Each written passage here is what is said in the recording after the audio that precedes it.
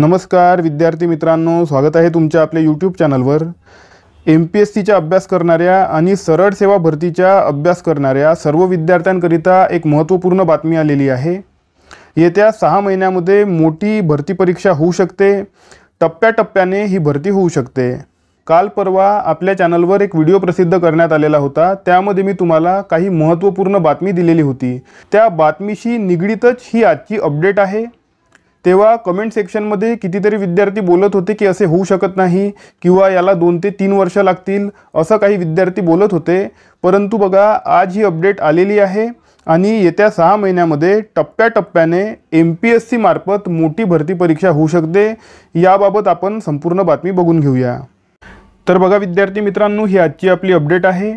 विधानसभेमध्ये राजेश टोपे साहेबांनी प्रश्न विचारलेला होता। या प्रश्नाचे उत्तर देताना देवेंद्र फडणवीस साहेबांनी जी माहिती दिलेली आहे त्या माहितीला शॉर्टमध्ये मी तुम्हाला इथे सांगणार आहे। हे मी तुम्हाला थोडं वाचून दाखवतो। विधानसभेत माहिती देताना देवेंद्र फडणवीस यांनी सांगितले की 77,000 प्लस पदे ही भरण्यात आलेली आहेत आणि 31,000 पेक्षाही जास्त पदे ही प्रोसेसिंगमध्ये आहे। म्हणजेच या पदांची परीक्षा लवकरच होणार आहे।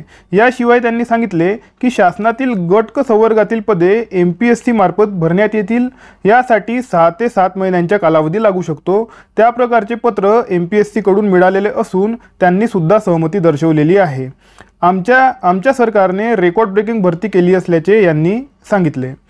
तर बघा विद्यार्थी मित्रांनो, देवेंद्र फडणवीस यांनी सांगितलेले आहे की गट क संवर्गातील पदभरती म्हणजे जी सरळ सेवेची पदे असतात, ही सर्व सरळ सेवेची पदे जी गट क संवर्गातील असतील त्यांची भरती MPSC मार्फत करण्यात येईल। यासाठी 6 ते 7 महिन्याचा कालावधी लागू शकतो अशा प्रकारची माहिती त्यांनी दिली। कारण MPSCला तयारी करावी लागेल, तर त्या तयारीसाठी त्यांना 6 ते 7 महिने लागू शकतात अशा प्रकारची माहिती त्यांनी दिलेली आहे। याशिवाय त्यांनी असे सुद्धा सांगितलेले आहे की 77,000 प्लस पदे ही भरण्यात आलेली आहे आणि 31,000 पदे लवकरात लवकर भरण्यात येणार आहेत।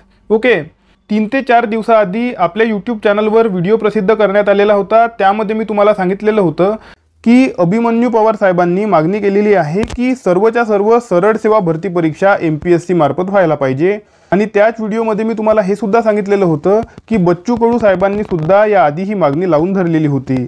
आणि त्या व्हिडिओमध्ये मी तुम्हाला सांगितलेलं होतं की MPSCच्या कायद्यामध्ये जो कायदा आहे त्या कायद्यामध्ये थोडाफार बदल करावा लागतो आणि त्यासाठी 6 ते 7 महिने लागतील अशा प्रकारची माहिती अधिकाऱ्यांनी दिलेली होती। हे सुद्धा मी तुम्हाला त्या व्हिडिओमध्ये सांगितलेलं आहे। तर त्याच बाबतीत ही अपडेट आलेली आहे। काही विद्यार्थी असं सुद्धा म्हणून राहिलेले आहेत की आता भरती परीक्षा संपलेली आहे, आता अशा प्रकारचे कामं करून काही फायदा नाही, आधीच हे सर्व करायला पाहिजे होतं। परंतु बघा, भरती परीक्षा कधी संपत नसतात। भरती ही कंटिन्युअस प्रोसेस आहे। नोकर भरती कंटिन्युअस प्रोसेस आहे, नेहमी नोकर भरती होत असते। आता 75,000 पदांची भरती काढली याचा अर्थ असा होत नाही की समोर कुठल्याही प्रकारची भरती परीक्षा येणार नाही। ओके, भरती परीक्षा सुरू राहणारच आहे, रिक्त पदे नेहमी भरली जाणारच आहे। म्हणून बघा, येत्या काळामध्ये सुद्धा भरती परीक्षा होणार। आणि जर MPSC मार्फत परीक्षा झाल्या तर जी पेपर फुटीची प्रकरणे आहेत किंवा चीटिंगची प्रकरणे जे होऊन राहिलेली आहेत ती थांबवण्यास मदत होणार आहे। म्हणून येत्या काळामध्ये विद्यार्थ्यांना याचा फायदा होणार। याबाबत तुमचे काय मत आहे हे तुम्ही मला कमेंट सेक्शनमध्ये नक्की सांगा। आपलं टेलिग्राम चॅनल सुद्धा आहे। टेलिग्राम चॅनलची लिंक मी तुम्हाला डिस्क्रिप्शन बॉक्समध्ये दिलेली आहे। त्या लिंकवर क्लिक करून तुम्ही आपलं टेलिग्राम चॅनल जॉईन करू शकता। आता आपण भेटूया आपल्या पुढच्या व्हिडिओमध्ये। तोपर्यंत अभ्यास करत राहा। या व्हिडिओला लाईक करा, चॅनलला सबस्क्राईब करा आणि बेल आयकॉन प्रेस करून टाका। धन्यवाद।